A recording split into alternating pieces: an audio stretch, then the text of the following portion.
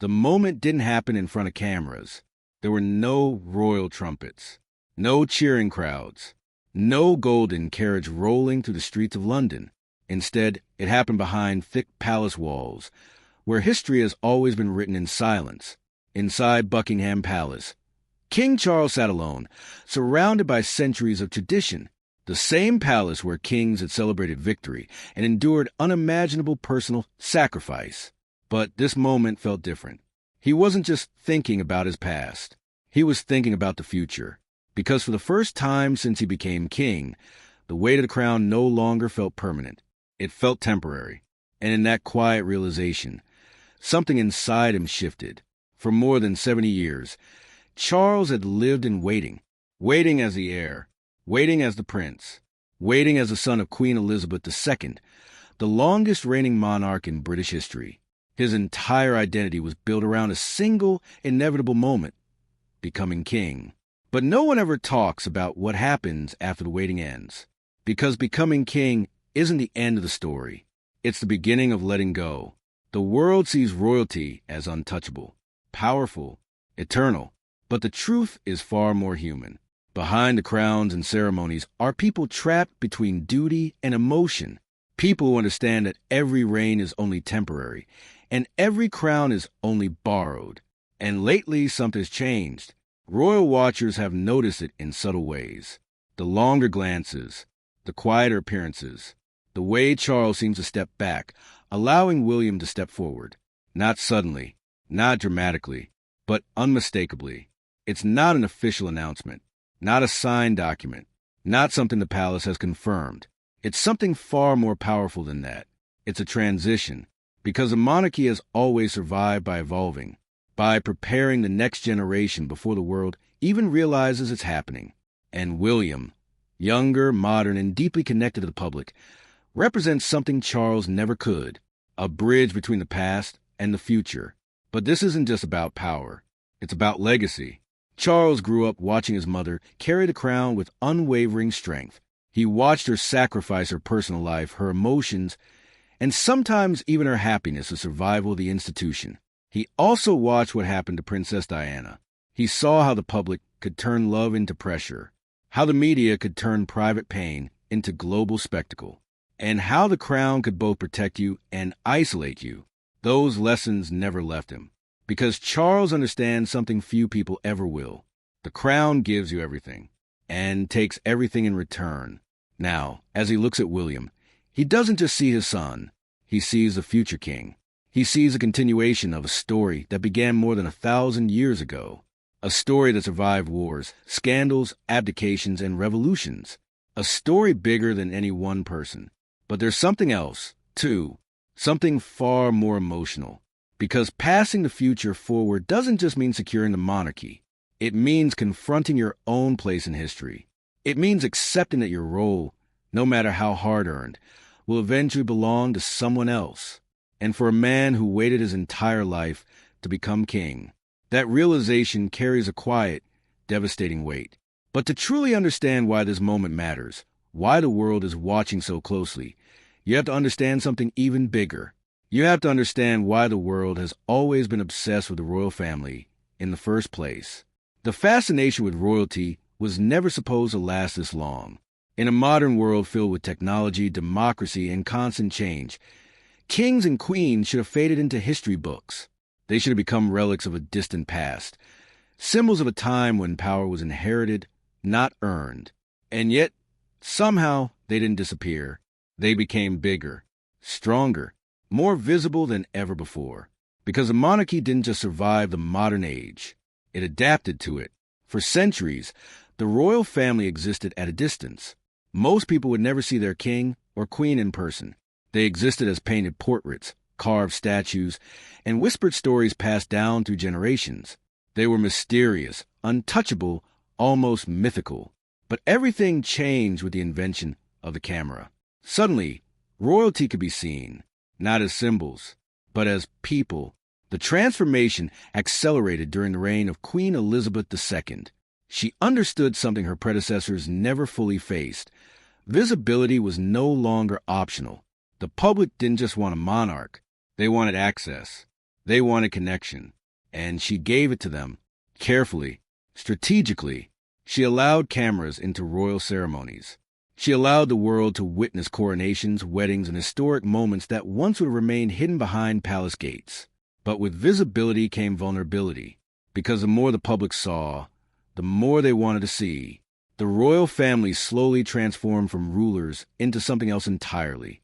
They became global celebrities, not celebrities who acted in movies, not celebrities who released albums, but celebrities whose lives were real, whose marriages, heartbreaks, and struggles unfolded in real time, in front of billions.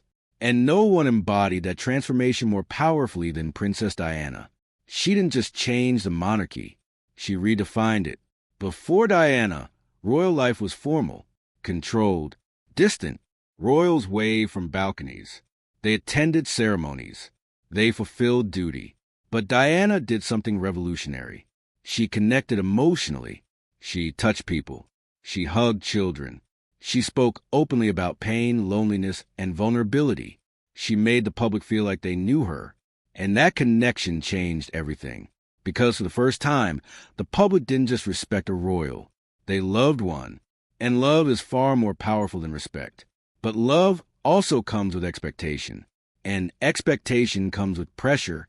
The media followed her everywhere. Every smile, every tear, every rumor became global headlines. She wasn't just a princess anymore. She was the most watched woman on earth. And the royal family could never go back to the old ways again. Because once the public saw the human side of royalty, they demanded more. More access, more truth, more emotion. This created a permanent tension between the monarchy and the modern world. The crown depended on tradition, mystery, and distance. But the public demanded transparency, authenticity, and relatability. It was a conflict with no perfect solution. And Charles was at the center of it. He lived through the moment the monarchy stopped being untouchable and became personal.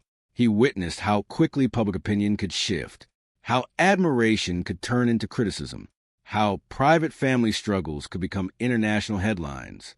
Those experiences shaped him. They made him cautious, measured, careful, because Charles understood something deeply uncomfortable. The monarchy's survival no longer depended on power. It depended on public approval. And public approval can disappear overnight. That's why what's happening now feels so significant. Because William represents something different. He grew up in the full glare of modern media. He understands the cameras. He understands the expectations. He understands the emotional connection the public craves. But most importantly, he understands the cost. Charles spent his life preparing to inherit the crown. William spent his life preparing to carry its consequences. And that difference may be exactly why the transition feels inevitable. But there's one person whose story still casts the longest shadow over all of it. One person whose influence continues to shape every decision, every perception, and every emotional moment inside the palace. Because to understand William, you must understand his mother. She wasn't born to be a global icon. She wasn't born expecting to change the monarchy. And she certainly wasn't prepared for the storm that would follow her for the rest of her life. When Princess Diana married Prince Charles in 1981, the world saw a fairy tale. Millions watched as a young, shy woman stepped out of a royal carriage and into history. She was only 20 years old, soft-spoken, nervous, and suddenly she was the future queen. But behind the glittering ceremony, something far more complicated was unfolding.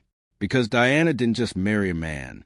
She married an institution that had existed for over 1,000 years. An institution built on duty, silence, and emotional restraint. An institution that expected perfection, but rarely offered protection. At first, the public adored her. She was different. She smiled naturally. She laughed freely. She broke the invisible barrier that had always separated royals from ordinary people. She bent down to speak to children. She held hands with hospital patients. She made people feel seen. And in doing so, she became more than a princess. She became the people's princess.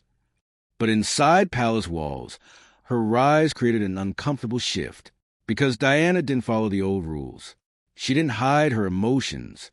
She didn't pretend everything was fine when it wasn't. And the public noticed. They connected with her authenticity. in a way they never had with any royal before. She wasn't distant. She wasn't untouchable. She was human, and that humanity made her powerful. It also made her vulnerable, because the media became obsessed with her. Every movement, every outfit, every expression became front-page news. Cameras followed her relentlessly. There was no escape, not at home, not on vacation, not even in her most private moments. And that constant pressure began to fracture everything around her. Her marriage to Charles quietly unraveled under the weight of expectation, duty, and emotional distance. The fairy tale the world believed in was slowly collapsing behind closed doors. But the public didn't see the collapse right away. They saw Diana smiling. They saw Diana waving. They saw Diana being perfect. And that contrast made her even more compelling, because people sensed there was pain behind the image, and they wanted to understand it. For young Prince William, this was his reality. He wasn't just growing up inside a royal palace. He was growing up inside a global storm. He watched his mother become the most loved royal in the world and also the most scrutinized. He watched her endure pressure that no child should ever have to witness. Those experiences shaped him in ways the public couldn't fully see. They gave him something rare inside the royal family: emotional awareness. He understood the cost of public life long before he was old enough to choose it. He understood how powerful the media could be, how dangerous public opinion could become, and most importantly, he understood how fragile even the strongest people could be. When Diana died in 1997, the world stopped. Shock turned into grief. Grief turned into collective mourning. Millions gathered outside Buckingham Palace, leaving flowers, letters, and tears. But inside the palace, the loss wasn't symbolic. It was personal. William didn't just lose a princess. He lost his mother. And in that moment, something changed forever, because the monarchy realized something it had never fully confronted before. The public's emotional connection to Diana was stronger than their connection to the institution itself. That realization forced the royal family to evolve, to become more open, more human, more emotionally visible. And William became the living bridge between those two worlds. He carried Diana's emotional legacy and the monarchy's historical responsibility. People didn't just see a prince when they looked at him. They saw her son. They saw continuity. They saw hope. And over time, that hope grew into expectation. Because as William matured, married, and stepped into his public role alongside Catherine, Princess of Wales, something remarkable happened. Public trust grew stronger again, not because of tradition, but because of relatability. William and Catherine represented a modern version of royalty. They balanced duty with authenticity. They showed glimpses of real family life, real emotion, real humanity. They didn't feel like distant rulers. They felt like people, and that made them powerful in a way no crown ever could. But their rise didn't happen in isolation, because another royal decision would soon shake the monarchy to its core. A decision that would expose deep fractures within the family. A decision that would accelerate the sense that the monarchy was entering a new era. Because when Prince Harry chose to step away, nothing would ever be the same again. At first, the signs were subtle.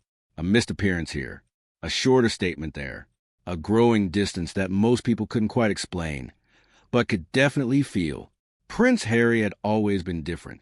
He was a spare, not the heir, the younger brother, the one who laughed louder, spoke more freely, and carried a rebellious energy that both fascinated and worried the institution. He had served in the military, walked among ordinary people without hesitation, and showed emotion in ways royal tradition had never encouraged. But beneath that strength was something far more fragile. He carried the trauma of losing Princess Diana in a way the world could never fully understand. He didn't just remember her as a global icon. He remembered her as his mother, and he never forgot the role the media played in her suffering. So when he met Meghan, Duchess of Sussex, everything began to change. Meghan wasn't born into royalty. She was an outsider, an American actress who had lived a completely different life before entering the royal world. She understood fame, but not the rigid, ancient structure of monarchy. At first, their relationship felt like a symbol of evolution, modern, inclusive, a sign that the monarchy was moving forward. The public was captivated. Their wedding at St. George's Chapel in 2018 drew millions of viewers across the globe. It wasn't just a royal wedding, it was a cultural moment. But behind the celebration, pressure was building because Meghan didn't fit neatly into royal tradition. She spoke openly. She expressed emotion. She challenged expectations. And the media attention quickly turned from fascination into relentless scrutiny. Headlines grew harsher. Rumors multiplied. Criticism intensified. Harry watched it all unfold with painful familiarity. He had seen this before. He had seen what constant media pressure did to his mother, and he wasn't willing to watch it happen again. Inside palace walls, tensions quietly escalated. Differences in personality, differences in communication, differences in vision. All of it created invisible fractures within the family. The monarchy had always relied on unity. But now, that unity was beginning to crack. Then, in January 2020, the unthinkable happened. Harry and Meghan announced they were stepping back from their roles as senior royals. The world was stunned. No modern royal of their stature had ever made such a decision voluntarily. It wasn't just a family matter. It was a global moment. Some people supported them, seeing their decision as an act of courage and self-preservation. Others saw it as abandonment, betrayal, a rejection of duty. Inside the monarchy, the impact was profound because Harry's departure didn't just remove a family member. It removed part of the future. It forced the institution to confront a difficult truth. Its survival could no longer be taken for granted, and it placed even greater focus on one person, Prince William. Suddenly, the responsibility he carried became heavier. The expectations became higher. The margin for error became smaller, because now he wasn't just a future king. He was the stability the monarchy depended on. For King Charles, this created a deeply personal conflict. He wasn't just a monarch watching institutional change. He was a father watching his family divide. He understood Harry's pain. He understood William's responsibility. And he understood that his own role now existed between two worlds, honoring tradition while preparing for inevitable transformation. This is where the emotional weight truly began to show, because Charles had spent his entire life preparing to become king. But he also understood something few monarchs had ever faced so directly. The future of the monarchy would not be defined by him. It would be defined by William. And that realization didn't come with celebration. It came with acceptance. A quiet, emotional acceptance that history was already moving forward. That the crown he had waited decades toward was already, in many ways, preparing to move on. But what makes this moment even more complex is what happens behind palace walls, because the public only sees ceremonies, appearances, and carefully written statements. They don't see the private conversations. They don't see the silent decisions. They don't see the emotional moments no camera will ever capture. And those hidden moments are where the real story lives.